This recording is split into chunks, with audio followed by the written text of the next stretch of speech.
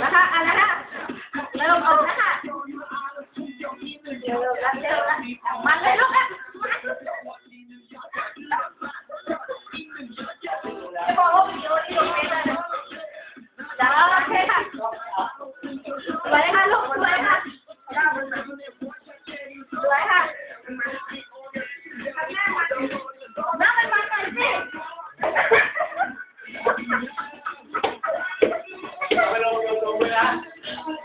เอาเลยค่ะมันทำลูกมันสวยค่ะลูกโอเคค่ะลูก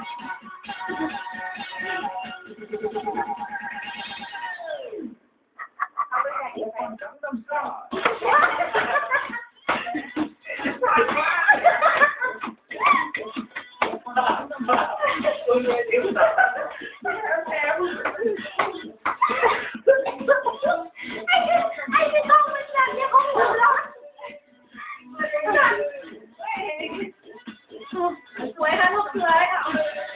งานพวกเราต้องเยี่ยมเลยค่ะสวยค่ะลูกอันนี้ขำกิ้งนะครับอันนี้ขำกิ้งเ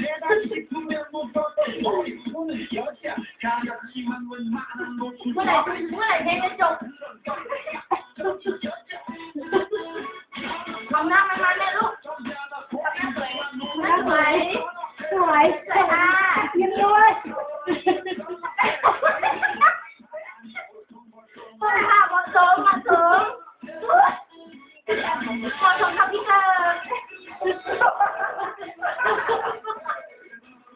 ชาเลือกให้โดนยุบเอา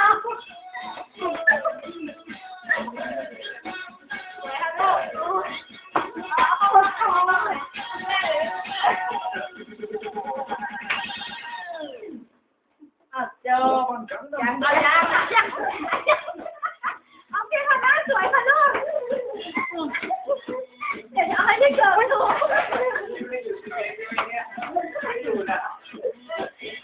จะถามว่าเป็นแอดมินอย่าพูดแต่ว่าเป็นสิทธิ์ของน้องออยนะคะสิทธิ์ของน้องออยเนี่ยอันนี้ของจริงสมยังโลกเพลงอ่ะไหนไหมคะแต่ละทีร้อนต้องมีคนเข้าดูไม่ต่ำกว่าเหนื่อย10 ล้านวิวโอ้ไม่เหนื่อยเอาอีก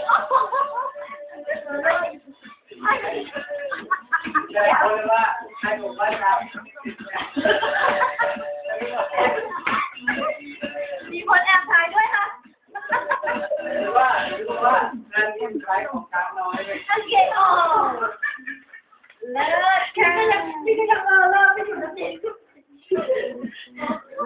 อ้าวไอ้ที่ถ่ายมาเนี่ยลืมกดไม่จริงไม่